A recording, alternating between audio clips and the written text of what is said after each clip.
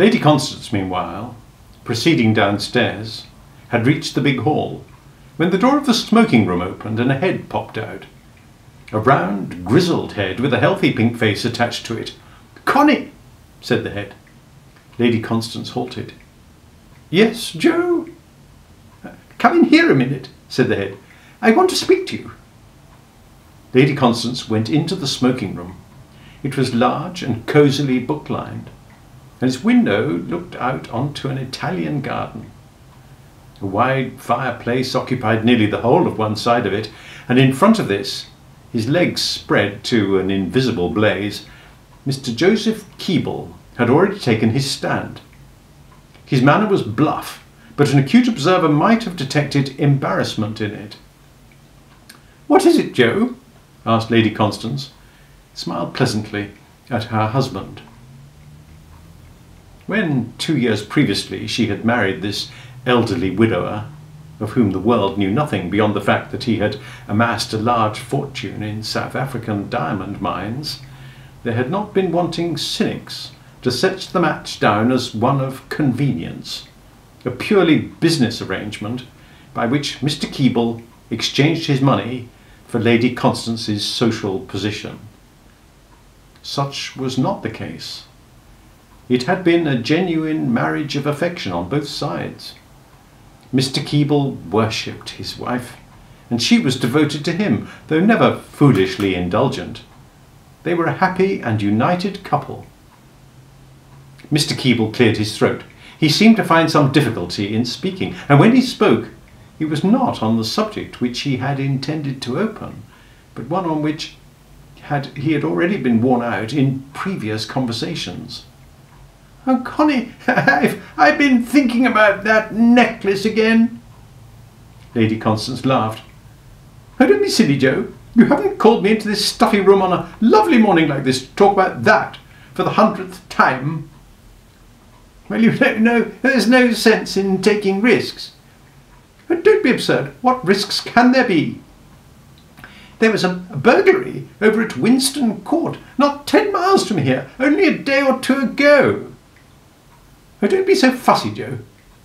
"That necklace cost nearly £20,000, said Mr. Keble, in the reverent voice in which men of business traditions speak of large sums. "I know. It ought to be in the bank." "Once and for all, Joe," said Lady Constance, losing her amiability and becoming suddenly imperious and Cleopatrine, "I will not keep that necklace in a bank. What on earth is the use of having a beautiful necklace if it's lying in the strong room of a bank all the time? There's the county ball coming on and the bachelor's ball after that, and, well, I need it. I'll send the thing to the bank when we pass through London on our way to Scotland, but not till then. And I do wish you'd stop worrying me about it." There was a silence. Mr. Keble was regretting now that his unfortunate poltroonery had stopped him from tackling in a straightforward and manly fashion the really important matter which was weighing on his mind. For he perceived that his remarks about the necklace, eminently sensible though they were, had marred the general mood in which his wife had begun this interview. It was going to be more difficult now than ever to approach the main issue. Still, ruffled though she might be, the thing had to be done, for it involved a matter of finance, and in matters of finance Mr. Keble was no longer a free agent. He and Lady Constance had a mutual banking account, and it was she who supervised the spending of it. This was an arrangement subsequently regretted by Mr. Keble, which had been come to in the early days of the honeymoon, when men are apt to do foolish things. Mr. Keble coughed. Not the sharp, efficient cough which we've heard Rupert Baxter uttering in the library, but a feeble, strangled thing, like the bleat of a diffident sheep. "Connie," he said, "Connie." And at the words a sort of cold film seemed to come over Lady Constance's eyes. For some sixth sense told her that the subject it was that was now about to be introduced. What subject it was? "Connie, had a letter from Phyllis this morning?" Lady Constance said nothing. Her eyes gleamed for an instant and then became frozen again. Her intuition had not deceived her. Into the married life of this happy couple only one shadow had intruded itself up to the present.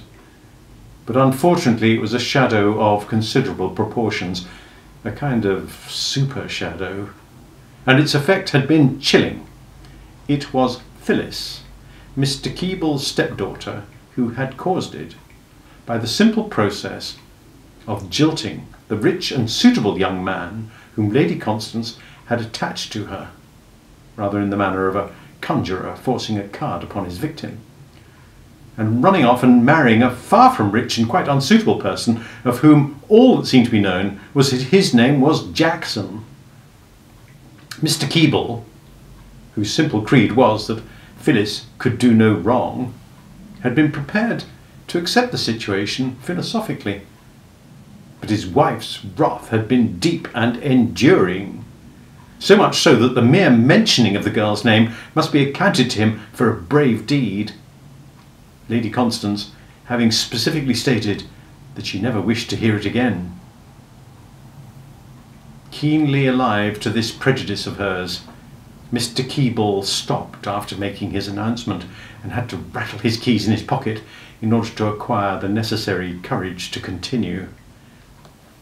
He was not looking at his wife, but he knew just how forbidding her expression must be.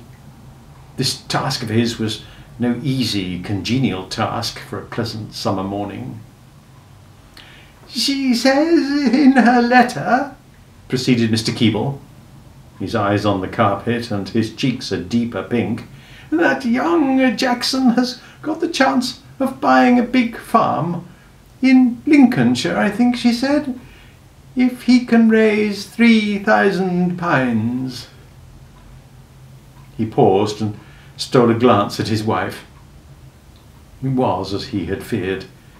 She had congealed. Like some spell, the name Jackson had apparently turned her to marble. It was like the Pygmalion and Galatea business working the wrong way round. She was presumably breathing, but there was no sign of it. "So I was just thinking," said Mr. Keeble, producing another obligato on the keys.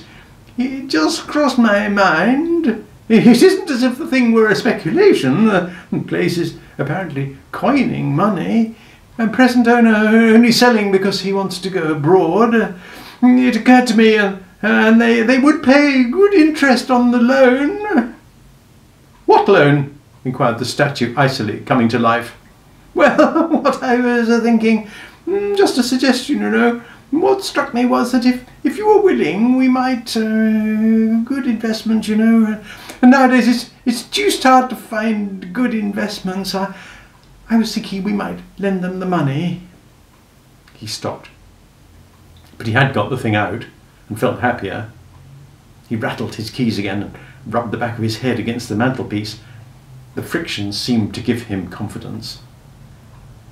"We'd better settle this thing once and for all, Joe," said Lady Constance. "As you know, when we were married, I was ready to do everything for Phyllis. I was prepared to be a mother to her. I gave her every chance, took her everywhere. And what happened?" "Yes, I know, but she became engaged to a man with plenty of money." "Oh, shocking young ass," interjected Mr. Keeble, perking up for a moment at the recollection of the late lamented, whom he had never liked. "And a rip, what's more. I've heard stories." "Nonsense! If you're going to believe all the gossip you hear about people, nobody would be safe. He was a delightful young man, and he would have made Phyllis perfectly happy. Instead of marrying him, she chose to go off with this Jackson." Lady Constance's voice quivered. Greater scorn could hardly have been packed into 2 syllables. "After what has happened, I certainly intend to have nothing more to do with her. I shall not lend them a penny, so please do not let us continue this discussion any longer. I hope I'm not an unjust woman, but I must say that I consider after the way Phyllis behaved. And the sudden opening of the door caused her to break off. Lord Emsworth, mould-stained and wearing a deplorable old jacket, pottered into the room. He peered benevolently at his sister and his brother-in-law, but seemed unaware that he was interrupting a conversation. Gardening as a fine art, he murmured. Connie, have you seen a book called Gardening as a Fine Art? I was reading it in here last night. Gardening as a Fine Art, that's the title. Now, where can it have got to? His dreamy eye flitted to and fro. I want to show it to McAllister. There's a passage in it that directly refutes his anarchistic views on... It's probably on one of the shelves, said Lady Constance shortly. On one of the shelves, said Lord Emsworth, obviously impressed by this bright suggestion. Of course, to be sure. Mr. Keble was rattling his keys moodily. A mutinous expression was on his pink face. These moments of rebellion did not come to him very often, for he loved his wife with a dog-like affection and had grown accustomed to being ruled by her, but now resentment filled him. She was unreasonable, he considered. She ought to have realised how strongly he felt about poor little Phyllis. He was too infernally cold-blooded to abandon the poor child like an old shoe simply because... Are you going? He asked, observing his wife moving to the door.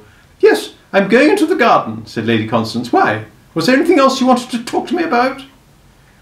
No, said Mr. Keble despondently. No. Lady Constance left the room, and a deep masculine silence fell.